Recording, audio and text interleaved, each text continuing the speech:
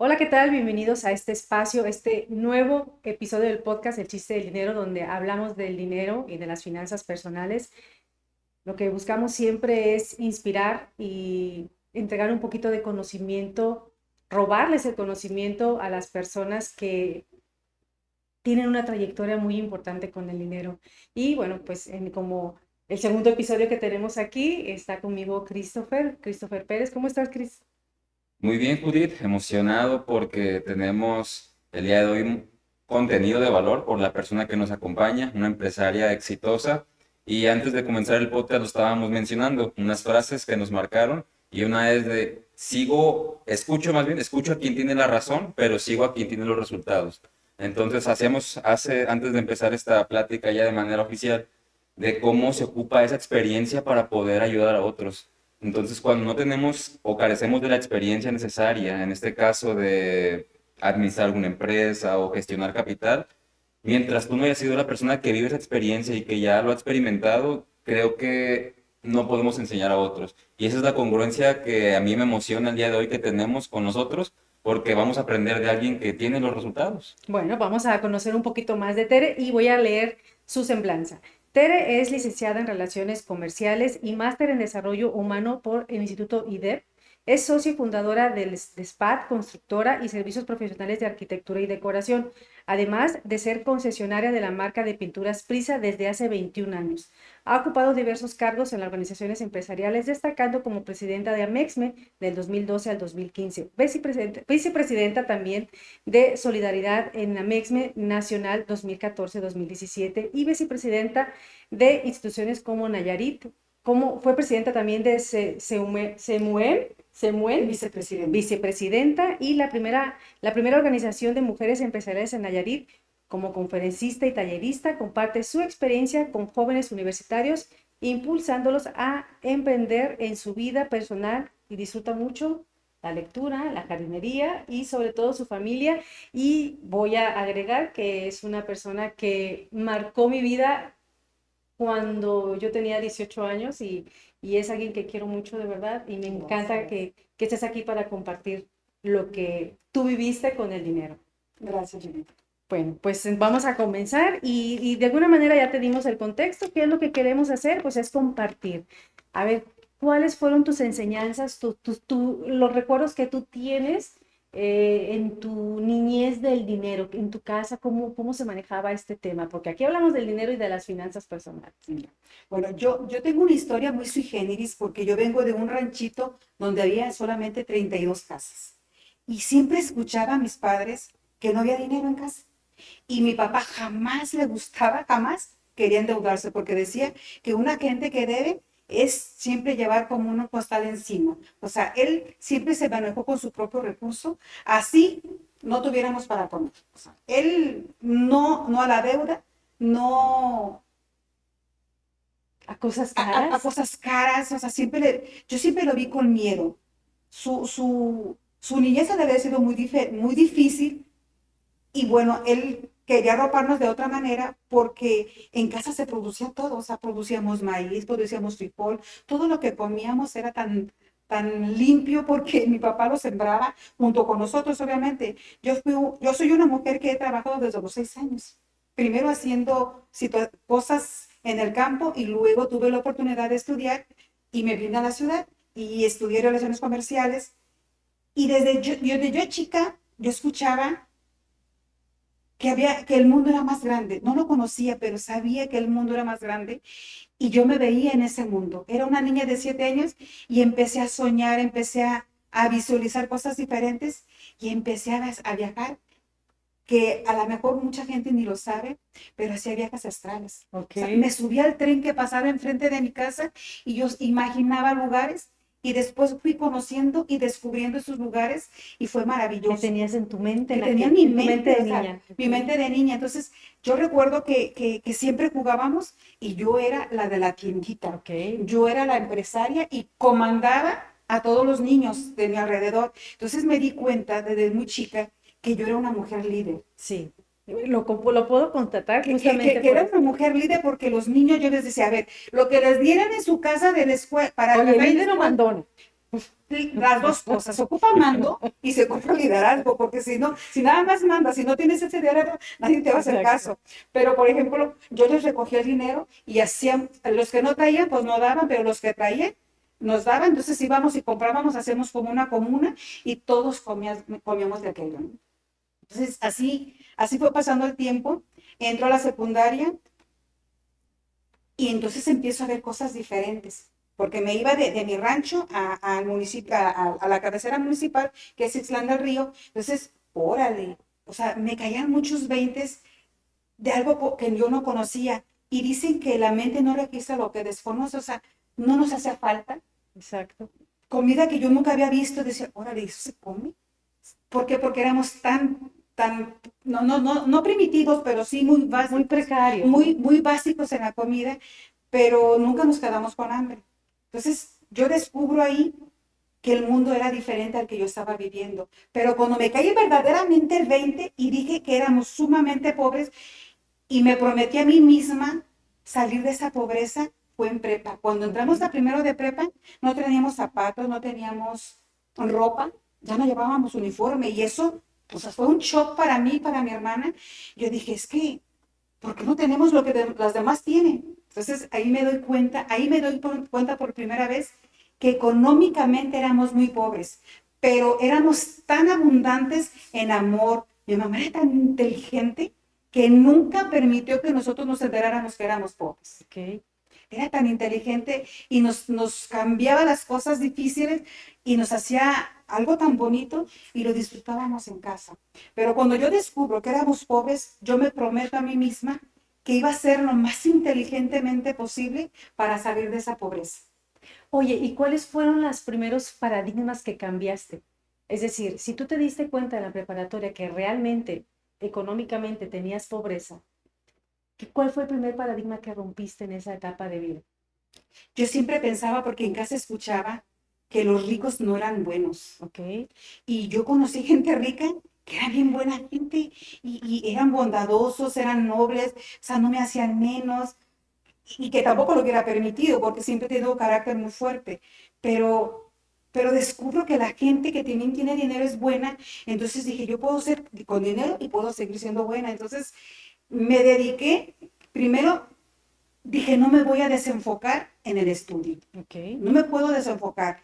Era una chica todavía joven, curvilínea, y me salían pretendiendo y decían, no, por los clavos de Cristo, yo no puedo tener novio en este momento, por los clavos de Cristo. No puedo tener novios en este momento porque yo no sabía cómo iba a reaccionar ante una situación de esa. Entonces, siempre como muy solitaria, pero siempre enfocada Ok. en lo que yo quería, siempre súper enfocada. Cuando salgo de la prepa, yo vine por primera vez a Tepic a hacer el examen en el tecnológico y me vine escondida de mis papás. Porque lo primero que yo tuve que lograr es que mi papá permitiera que estudiáramos, porque para él las mujeres tenían que quedarse en casa porque, pues no. Y luego ¿Cómo? yo era muy despierta y era muy, pues muy Oye, platicona. ¿qué número de hija eres? Soy el número quinto. ¿Ok? Pero mi hermano, el que es el más grande que yo, me lleva 6 años. Entonces, cuando yo nazco, después, dicen los estudiosos del ser humano y la psicología que después de 4 años, cuando nace un hijo, se vuelve primogénito. Y yo, en este rol, después De los 5. de los 5 años que me lleva a mi hermano, casi 6, entonces yo me hago primogénita en la familia. Entonces me hago la líder de la familia, en donde yo abrazo a todos, donde yo, o sea, todos acuden a mí y lo hago, creo que muy bien porque lo siguen haciendo, ¿no? Entonces, esa parte, o sea, también, órale. Entonces, puedo hacer esto, si lo puedo hacer con la familia, lo puedo hacer con un equipo. Y cuando yo salgo de la universidad, yo no conocía casi a nadie porque no soy de aquí, pero intenté que algunas empresas me contrataran y cuando me decían que no, ese no como que me impulsaba, decía, se la perdieron porque yo soy buena. O sea, siempre supe que era buena. Siempre supe que Oye, era ¿y buena. cómo influyó ese diálogo interno de decirte yo soy buena para romper esos nos y convertirlos en sí? No en esa empresa, pero sí en otra. Porque sí, yo siempre he trabajado y antes yo no sabía nada de desarrollo humano, o sea, iba así, iba por la vida solamente con el instinto, ¿no? Y con las ganas de hacer. Y cuando yo decía, el no ya lo tengo que ir por el sí. ¿Qué estrategia tengo que manejar para que me digan que sí? Y lo hice con los trabajos y luego después cuando pusimos la empresa, que la pusimos nuestra empresa cuando éramos novios, mi esposo y yo, y lo hago, lo sigo haciendo constantemente con nuestros clientes. O sea, cuando voy con un nuevo cliente que sé que es un buen cliente, yo digo, yo sé que tengo el no, de entrada tengo el no. Voy a ver qué estrategia le voy a armar o voy a presentarme de qué manera para que me digan que sí, porque en un sí implica para mí dinero. Claro, claro. Así es. Oye, y bueno, llegas aquí a la ciudad, a la capital, te das Sí, cuenta sí, que la cosa sí. no está tan sencilla, que aquí hay muchas cosas que tienes que superar. Pero además de este paradigma que rompiste, ¿cuál fue ¿te acuerdas qué fue lo primero que gastaste cuando recibiste tu primer sueldo? Sí. ¿Qué compraste? Compré un refrigerador para mi casa, para mis papás. Ay, qué padre. Eso fue y fui y se los llevé y me quedé sin dinero, pero no importó porque en mi casa nunca había habido de refrigerador. Te estoy hablando de hace, híjole, como 33 años. En mi casa no había refrigerador. Entonces que lo primero que voy a comprarles es un refrigerador a mi papá y a mi mamá. Nosotros nos conocimos como en el 91, 90, En 91, el 90. más o menos, En ¿verdad? el Entonces 90. estamos hablando más o menos por esas fechas. Así Ay, es, qué pues ¿cuántos emoción. años tenemos entonces? Estamos chiquillas, todavía chiquillas. Bueno, y bueno, la idea es aquí compartir esta experiencia de éxito. Tú como empresaria, pues me imagino que te enfrentaste a muchos retos, muchos desafíos para poder administrar tu dinero. Y hace rato mencionaste a tu esposo, que desde novios construyeron pues una empresa, ¿verdad? Que también fue muy arriesgado esa empresa, primero por la relación no formal que tenía y Claro, luego por por el supuesto. tema de esto. ¿Qué tan importante crees que sea elegir un socio de vida adecuado para tu crecimiento económico, independientemente del crecimiento emocional, del acompañamiento espiritual, toda esta parte, estos aristas que abrazan una relación de pareja, pero enfoquémonos al tema financiero? ¿Qué tan importante para ti fue este socio en tu vida? Yo creo que es fundamental la pareja que eliges. Si la pareja que eliges no te impulsa y no tiene el mismo objetivo o por lo menos la misma visión, porque pueden ser objetivos diferentes, pero con una visión en específica. Entonces, si ese objetivo él lo distorsiona, jamás vas a entrar. Entonces, es bien importante la pareja que eliges. Yo creo que ahí radica el éxito del ser humano. Si vas a vivir en pareja, elígela bien, y si no, mejor no la elijas. Esa es la verdad. O sea, y yo la verdad me casé con un hombre extraordinario, sumamente inteligente, porque me escogió a mí, nos escogimos mutuamente. Entonces, Pero después de cuántos ensayos. fíjate que fue mi segundo novio. Ok, ya muy Formal. rápido, muy O rápido. sea, mi segundo novio formal, duramos 4 años de novios, 3 de amigos, 2 de amigos, perdón, 4 de novios, y llevamos 30 años de casados. Entonces, ha sido toda una vida. Juntos, creo, yo le digo, nos terminamos de criar uno al otro, porque a lo mejor él traía una visión diferente y yo traía otra visión diferente, y cuando conjuntamos esas dos visiones, supimos que podíamos lograr grandes cosas. Ok. Y dejamos el ego afuera, aparte, o sea, porque yo tengo que reconocer y reconocí en su momento que yo no lo sabía todo y me dejé enseñar por él. Y él reconoció que tampoco lo sabía todo y que yo sabía una parte que él no sabía y que podía yo enseñarlo. Entonces, cuando empezamos a caminar juntos, descubrimos que este binomio, aparte de hacernos felices, podía dar un éxito en lo económico y hemos logrado mantener una empresa por 32 años. De hecho, ¿Sigue siendo la misma empresa? sigue siendo la misma empresa. De hecho, mañana cumplimos 32 años como empresa. Wow. 32 años. Entonces, decir 32 años pareciera que es un poquitos años, pero hemos vivido tantas curvas, tantos picos, a veces arriba, a veces abajo.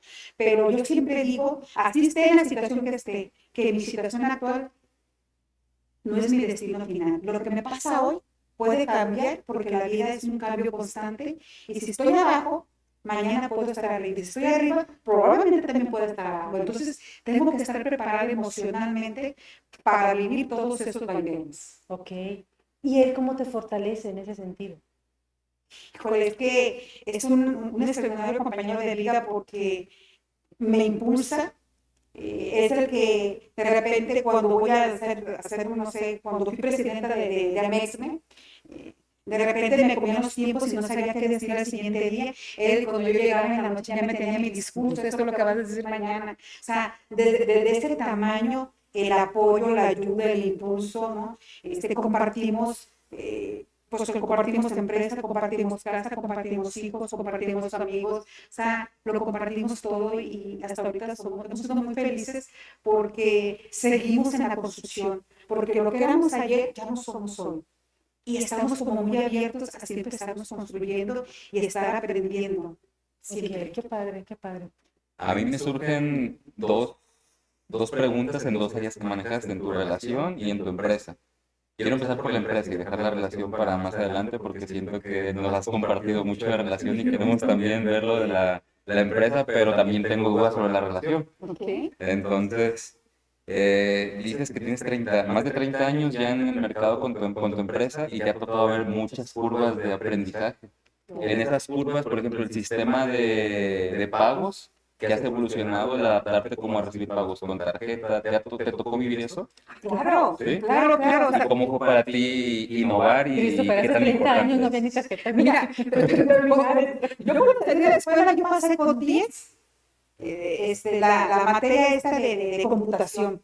Y ella no me va a dejar mentir que yo no sabía nada de computación porque jamás vi una computadora enfrente de mí. Con eso te digo todo. Nosotros empezamos una empresa solamente arrastrando el lápiz, con una computadora que yo no sabía manejar. El único que sabía manejar era mi esposo, porque ya hacíamos los concursos, las cotizaciones, y bueno, o sea, duré muchos años con secretaria, o sea, yo hacía otras cosas, pero no me enseñaba. A raíz de que estudié una maestría y la primera tarea y todo el mundo me ayudó, pero dije, no puedo claudicar, aquí voy a hacer la maestría y voy a aprender computación. Entonces, son como retos, hay que retarse todo el tiempo. ¿Y es fácil adaptarse al cambio?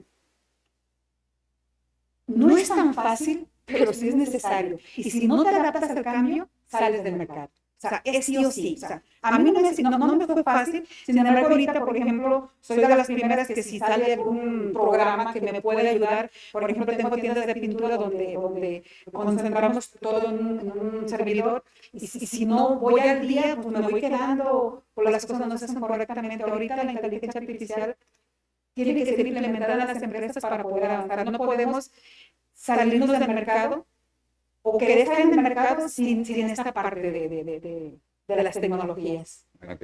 Bueno, hablando de tecnologías, antes de brincar nuevamente a lo de pareja, ¿has escuchado hablar tú de criptomonedas y cómo se están adaptando como modelo de pagos ya en muchos establecimientos? Tal vez no aquí en México todavía, pero sí en otros países como Estados Unidos, o el saber que hay países como Estados Unidos que están adoptando este tipo de tecnologías como reserva de valor, como así como reservan oro, reservan petróleo, reservar criptomonedas. O sea, suena como algo loco y siento que se va a aplicar a los negocios, es parte de lo que yo opino. Pero tú, por ejemplo, ¿estarías dispuesta todavía a seguir aprendiendo más sistemas? Por supuesto, yo creo que la vida nos da esa oportunidad de que todos los días nos construyamos y aprendamos cosas diferentes. Mira, por ejemplo, para mí era inimaginable que, por ejemplo, una empresa en Santiago me haga una transferencia y que ya esté en mi banco, o sea, ahorita lo hizo así y ya está en mi banco, yo reviso, entonces ya le mando el producto. Sí, eso para mí era imposible, o sea, ¿cómo creen? Eso no se va a dar hace 30 y tantos años, yo le decía eso, y hoy lo estamos viviendo. Y así como estamos viviendo esto, México, hay mucha gente en México que está ahorita con las criptomonedas, está perfecto, para que la gente más común como ustedes, como yo, entremos a esto, tendremos que tener más información y más educación financiera para brincar, hacer ese brinco. Que es a lo mejor lo que tú haces, Judy. Sí, claro. Entonces, sí necesitamos esa educación financiera.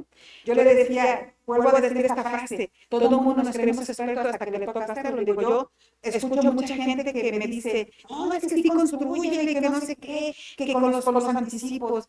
Y porque no saben cómo se maneja esto, ¿no? Yo los escucho pero pues, yo sé que no les voy a hacer caso. Tú decías una frase, o sea, escuchas consejos, pero no los sigues, porque vas a seguir al que realmente tiene el éxito en lo que tú estás emprendiendo, lo que tú quieres hacer. Entonces, yo creo que la educación es básica, el seguirnos preparando, porque esto es de todos los días, de todos los días. Lo que ayer nos funcionaba, ahora ya no nos funciona.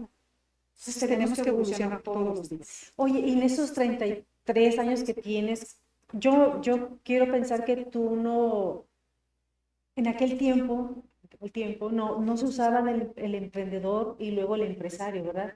Eras constructor, eres empresario desde el día que ponías un negocio, ¿no? O comerciante, que era la palabra en que se identificaba a las personas que tenían un negocio. Como empresario, ya los dos, tu socio, tu esposo en la constructora, me imagino que esa empresa creció paulatinamente con ustedes, ¿verdad? Claro. ¿Tú podías identificar cuáles fueron las crisis más profundas que tuvieron que salir, de las que tuvieron que salir avante en esa vida de esa empresa? Claro, o sea, las crisis que hemos pasado en México, por ejemplo, cuando mataron cuando salió Salinas de Gortari, fue una crisis muy fuerte, nosotros prácticamente íbamos empezando, íbamos muy bien, y esta crisis fue muy fuerte y nos dio un notón, y de repente dijimos, se me hace que no es por aquí. O sea, claro que dudamos, Exacto. claro que dudamos, o sea, se me hace que no es por aquí, y mejor si nos ponemos a trabajar en una empresa, pero nuestros sueños decíamos, o sea, no, vamos aguantando más tiempo. Afortunadamente todavía no había hijos, entonces podíamos aguantar. ¿Sí? Podíamos aguantar 1 año, 2 años, aguantamos 4 años, y eso nos fortalece, pero a lo que yo voy es que no te puedes, cuando tú quieres algo, tienes un sueño, no te puedes desenfocar. Okay. El enfoque tiene que ir ahí. O sea, puede ser que en el trayecto tengas que tener desviaciones, pero vuélvete al camino, porque si lo haces así, por supuesto que vas a tener éxito. O sea, yo por ejemplo puedo emprender hoy algo, y si en 1 año no me dan, pues lo voy a cerrar. Pero Como pasa actualmente, sí. El otro día yo puse otra nueva sucursal y no está cumpliendo las expectativas que yo tenía, y el contador me dice, pues ciérrela. Entonces, no es nomás cerrarlo, tampoco es nomás ponerla. O sea, Claro. tienes que ver qué imagen te da. Son muchas características o muchos factores que tienes que tú tener en cuenta para abrir o para cerrar. Entonces, tienes que aguantar, y va a llegar el momento, por supuesto, que vas a lograr la meta que tú tenías, pero tienes que enfocarte. Oye, como parte de tu participación en estas asociaciones, que entiendo que no nada más son mujeres, ¿no? También hay hombres en estas asociaciones, o solamente estamos Mira, enfocadas yo fui presidenta de la Asociación de Mujeres Empresarias, que es AMEXME ahorita. Fui vicepresidenta. Nosotros primeramente formamos la primera organización de mujeres empresarias aquí en Nayarit, que fue CEMUE. Y por algunas situaciones se desbarata CEMUE, luego se vuelve a CEMUE, y nos trajimos porque es como una concesión, la de Amex es como una concesión que es a nivel nacional e internacional. Entonces, bueno, ya tiene estructura, ya tiene estatutos, ya tiene, no sé, como un camino recorrido, y no vamos a empezar de cero. Entonces, el pertenecer a esas asociaciones te da otra visión, porque a lo mejor vas tú como achicopalada y la ves a la otra que es fuerte, es entrona, es luchona, es exitosa. Entonces dices, bueno, ¿qué tiene ella que yo no tengo?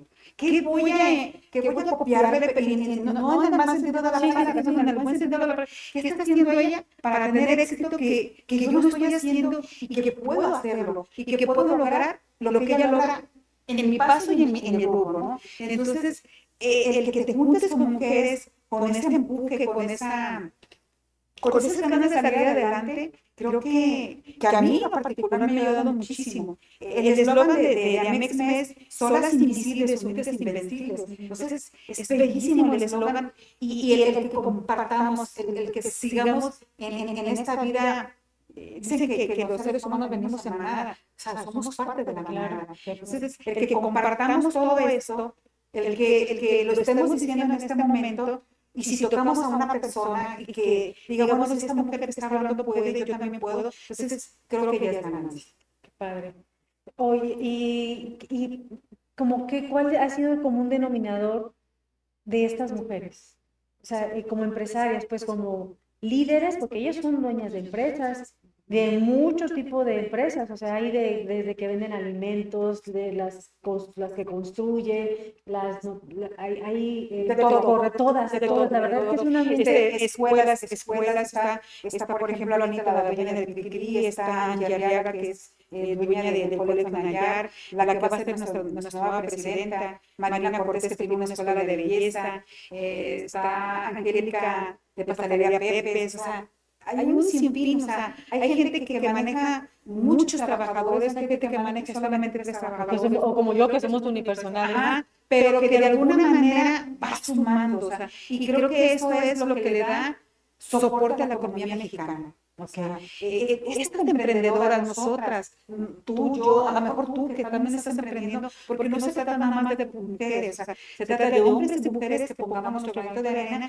y que cuando queremos lograr algo, tenemos que enfocarnos. No se desenfoquen. Si quieren lograr algo, no se desenfoquen. Okay. Y tu experiencia como tallerista, en este acercamiento que tienes con los jóvenes, ¿cuál es el mensaje que tú transmites a ellos para que de alguna manera se preparen para una realidad que no está en los libros, como lo comentamos hace ratito, ¿verdad? Que ven el manual y que si te pasa esto te vas al punto B, pero si no es el punto B te vas al punto D. Y de alguna manera en la conversación tú les explicas que la vida no está en el libro, sino está de guerrera en la calle. ¿Qué hace? Entonces, ¿cómo haces para comunicar? Y hace ratito lo comentabas de que tú logras enganchar, pero ¿cuál es para ti el factor de éxito para que tú logres ese enganche con estos jóvenes? Que te voy a decir algo desde mi experiencia y con lo que yo me dedico al tema de la educación financiera, los jóvenes para que capten la atención de alguien tiene que ser algo que les lata y no es un público fácil. ¿Tú cómo lo has logrado? No. Yo recuerdo que la primera conferencia que di fue en la UT de Jalisco. Me invitaron porque la calle llega la chica que me invitó, sí, o sea, y ahí yo descubro que puedo tocar corazones. Y recuerdo que era una sala. ¿Era la capacitación? No, era una sala grande, había como unos 100 muchachos y los que estaban adelante, o sea, yo empecé a hablar, o sea, organicé mi ponencia desde mi experiencia y yo dije, ¿qué les voy a hablar a estos muchachos? Lo único que decidí, y decido toda la vida, y vuelvo a decidir cada vez que me enfrento a un público como ellos, es hablar con la neta, o sea, ser la neta del planeta para ellos. O sea, no puedes llegar y miren, el punto A se hace así, y el punto B se hace así. No. El libro te dice una cosa, y te puede abrir un panorama, pero en la calle, cuando es la realidad, es totalmente diferente. Entonces, cuando tú le dices, no está tan fácil, no es imposible, porque si yo lo hice, Panchita lo hizo y Juanita lo hizo, por supuesto ustedes también lo pueden hacer. Sin embargo, tienen que vivir la experiencia de diferente manera y no se queden nada más con el aprendizaje que les dan en la escuela. Yo te decía antes de entrar a grabar que de verdad necesitamos que nos eduquen financieramente, que nos digan cómo manejar nuestros centavos, nuestro dinero, cómo manejarlo. ¿Dónde conseguirlo? Si tenemos una tarjeta, ¿cómo hacer para...? Porque en la Navidad platicaba con mi hijo y me decía, es que son bien peligrosas las tarjetas de crédito. Claro que son peligrosas. Pero si las sabes manejar, te pueden ayudar muchísimo. O sea, yo escucho muchas mujeres que ponen mi corte y andan metiendo tarjeta. Afortunadamente yo he tenido necesidad de meter tarjeta para manejar la empresa porque la manejamos de diferente forma. ¿Y cómo hemos manejado la empresa financieramente? Al principio fue muy difícil, pero de lo que logramos tener como venta, siempre ahorrando.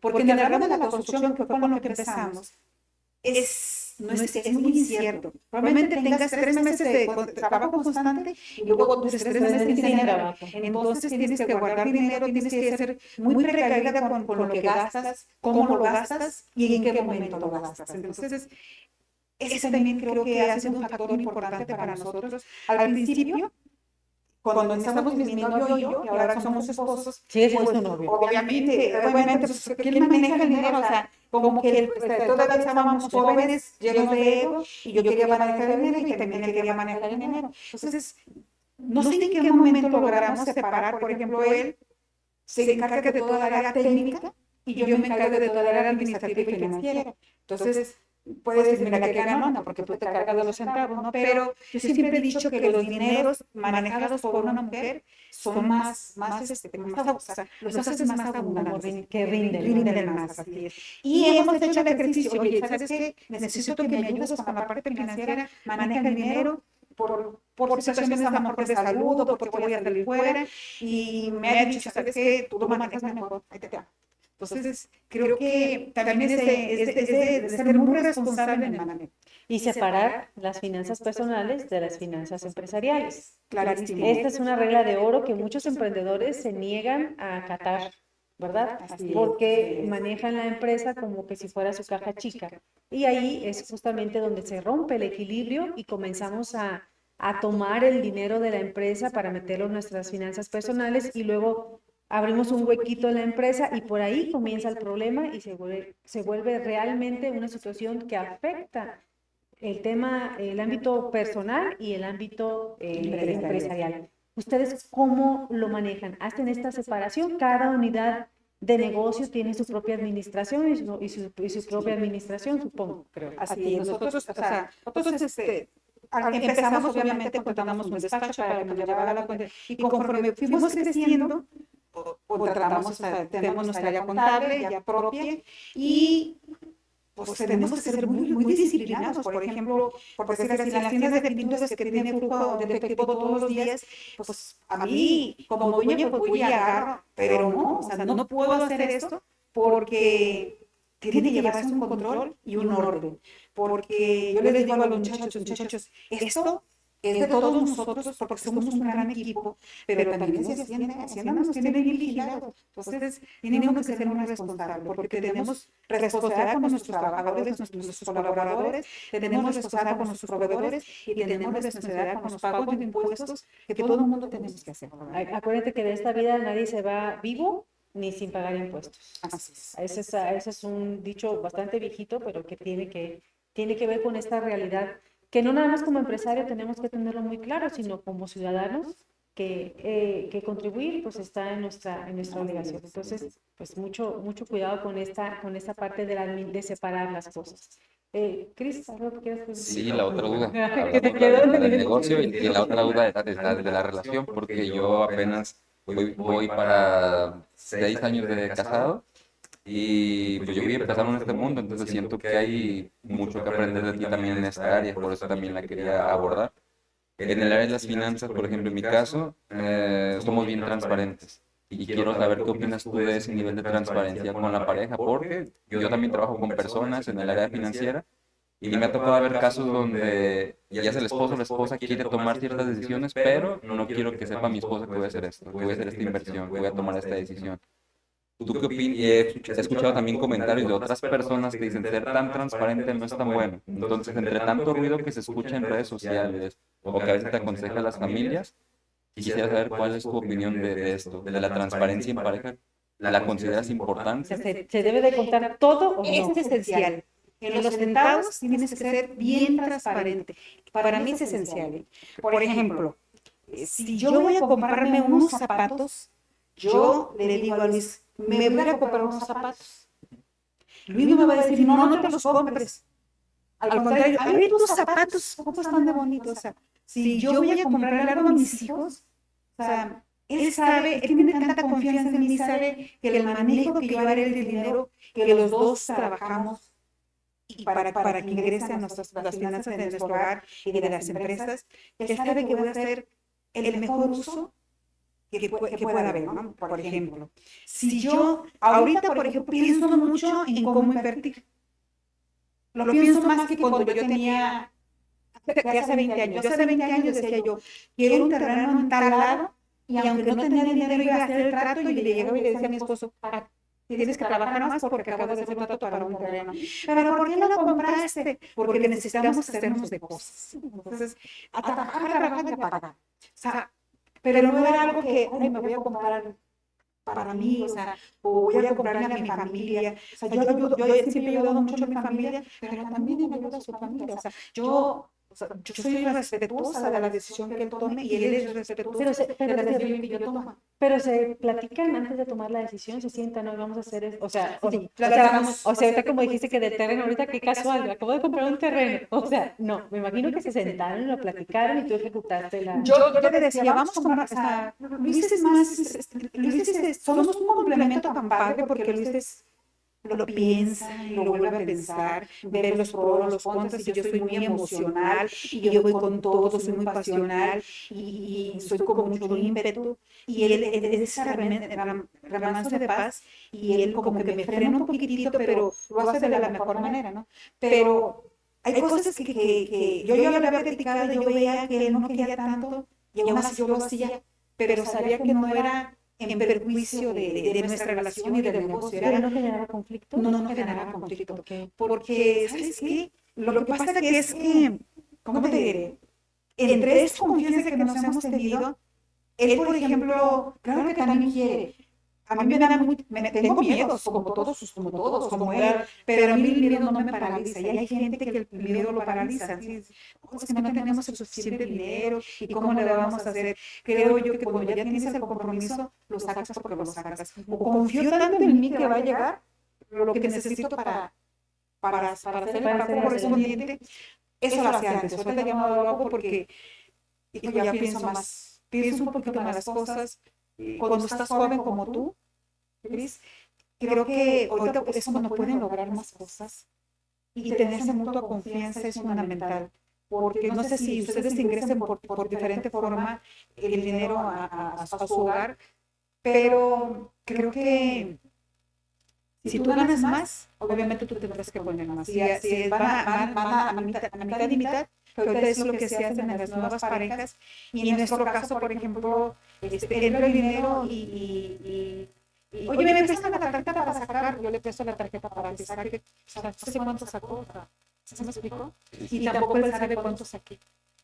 Sí, es que me agrada bastante y me refiero también porque en mi caso, mi esposa y yo cuando compartimos alguna comisión, desde que estás con una venta, tu comisión, mi comisión, nos limitamos a eso, pero ya cada quien sabe el uso que le da, ¿sí me explico? Si se quiere comprar zapatos y después me cuenta, me compré zapatos o me fui a poner uñas, pero ella sabe lo que hace, pero antes de hacer eso, sabemos que también parte de cómo se divide el dinero cada vez que cae un ingreso, una parte va a ahorro y inversión. Eso es como de ley. Cada vez que cae un ingreso, una parte ya ahorro e inversión y después la comisión. Y sabemos qué hacemos, pero con esa pequeña comisión. Y lo demás ya se utiliza para seguir empujando la empresa, comprar infraestructura o comprar material. Lo que comentabas, pues respetar el dinero para crecer, pero ya no tocarlo para tus cosas personales. Tus cosas personales. Y siento que ese punto muchas personas que están empezando a emprender, porque yo lo he visto con personas que como que les cuesta trabajo entender eso y quieren hacer ya uso del dinero y quieren ya empezar a cosechar muchas veces el fruto que todavía no es momento de cosecharlo. Entonces me pasa, ese ejemplo lo veo de verdad muy seguido, que empiezan un negocio y quieren cortar el fruto inmediatamente. Entonces yo le recomiendo a las personas cuando están en este punto, si puedes, o sea, y no lo tomes como el consejo absoluto, consigue un empleo para que te financies y a la par de desarrollando tu emprendimiento hasta llegar al punto donde te saque. Entonces, a veces toca hacer ese tipo de sacrificios de experiencia personal, de tener un empleo para poder empujar tus sueños y seguirle, como dices tú, con la mente fija, objetivo, que a veces me voy a salir, pero me voy a convencer de esto y darle, alimentarlo con acciones, alimentarlo con pensamiento positivo, también lo decías, con imaginar, porque lo sentí tanto cuando dijiste que de niña al principio hacías esos viajes astrales, te imaginabas, o sea, tenías una experiencia vívida de lo que tú querías experimentar y que desde muy temprana edad creaste esa conciencia del dinero porque sabías que eras una familia abundante en amor, como lo comentaste, en alimentos. O sea, yo para mí, una de mis visiones es tener mi propio terreno donde pueda autocultivar mi alimento. Entonces, eso yo siento como riqueza. Pero tal vez de niño, tal vez no eres capaz de verlo de esta manera. Pero yo en mi vida adulta siento como eso riqueza, tener un terreno así amplio con algunas gallinas, por ejemplo, ponedoras, tener algunas técnicas de hidroponía, ir a cosechar mis tomates. Eso es una visión que digo, así me gustaría vivir en una etapa ya de más adultez, cultivando mis alimentos, sabiendo de dónde estoy comiendo, o sea, de dónde viene, qué es lo que le estoy poniendo. Y, y son visiones que también están a largo plazo, pero tenemos que decir cómo le hago para seguir avanzando hacia allá, ¿me explico? Y no desviarme a través de mi sueño. En tu caso, por ejemplo, todo el mundo quiere dinero, pero muchas veces no sabe el para qué lo quiere. En tu caso, yo te haría esta pregunta. Ok, el negocio produce dinero, pero al final el dinero es como un medio de cambio. ¿Para qué ese dinero? ¿Para qué el dinero en la vida? ¿Sabes qué? Cuando te que hiciste esta remembranza, yo fui una niña muy rica, porque viví como tú dijiste que quieres vivir. O sea, yo fui una niña rica, sabiéndome rica hasta que entré a preparatoria. Imagínate, de 0 A 16 a años. 16 años. O sea, yo era una joven rica. O sea, yo me sentía rica porque mi mamá así nos hacía sentir. O sea, teníamos todo para comer en casa, ¿no? Porque todo lo producíamos en casa. Pero cuando descubro que hay más allá de lo que yo estaba viviendo, pues obviamente quieres tener cosas diferentes, ¿no? O sea, eso lo decía hace ratito, la mente desconoce, no registra lo que desconoce. Yo desconocía todo lo demás, yo sí me sentía verdaderamente rica. Yo me di cuenta que éramos pobres, pero mucho después. Pero la pregunta que tú me haces es, ¿qué quiero hacer yo con este dinero? Primeramente, quiero vivir una vejez tranquila. Quiero ser una viejita hermosa, seguir produciendo, no sé. Yo creo que voy a tener un vivero porque me encantan las plantas y a lo mejor tener algo de hidroponio. Pero creo que también mi bienestar, fíjate bien, mi bienestar salpica alrededor de mí a 33 personas. Es bellísimo. El que tú salpiques con tu bienestar al otro, wow. Eso es infalible. Porque si tú salpicas al otro, el otro va a salpicar al otro, entonces vamos a empezar a generar cosas muy lindas y vamos a trabajar en la forma positiva y en crecimiento. O sea, yo mi dinero, o sea, yo quiero vivir, o sea, yo no quiero que mis hijos vivan lo que yo viví. Que yo pensaba que era lo mejor. Ahora conozco las cosas, a mis hijos les doy las cosas y ellos han volado de diferente manera, o viven de diferente manera, o lo viven de diferente manera también.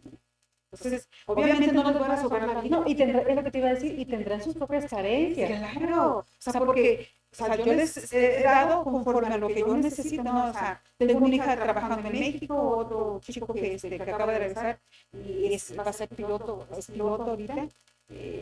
Anda buscando trabajo, pues si alguien tiene una niña que quiere darle trabajo, pero a lo que voy es que ellos, su papá y yo los criamos para que ellos volaran, hicieran fueran por sus propios sueños y no basta quedarte con la empresa. O sea, platicamos mi hija y yo, mamá Emiliano me dice, fue un tipo muy, ha sido muy fuerte de carácter y ha sido muy arriesgado porque mi hijo estudió 3 años de arquitectura porque pues, se va a quedar con la empresa. Entonces, cuando él descubre que eso no era lo de él, nos habló con su corazón, y dijo, esto no es lo mío, yo quiero que me apoyen a hacer esto, y vas. Porque somos de la idea, mi esposo y yo, es que este es nuestro sueño, este es nuestro sueño, lo que estamos haciendo es nuestro sueño, pero no tiene que ser el sueño de mi hijo, ni de mi hija. Mi hija y mi hijo tendrán que tener sus propios sueños y tienen que luchar por sus propios sueños. Como tú los tuviste distinto a los que tu papá pensaba que tenía, ¿no? Hace ratito comentaste algo que no es lo mismo la visión cuando tienes hace 20 años o a la que tienes ahorita. En el tema de las inversiones. En esta etapa de tu vida, para ti, ¿cuál es una inversión ideal? Y no solamente del tema económico, sino no hablo del tema de la cuestión de una inversión que te dé más dinero, sino una inversión que a lo mejor te pueda redituar otro tipo de satisfacciones o de cubrir algunas necesidades. Pero en este momento, ¿cuál es la inversión más importante para ti? Mira, a lo mejor voy a decir una sandez, pero yo creo que el dinero en el banco es un desperdicio para mí.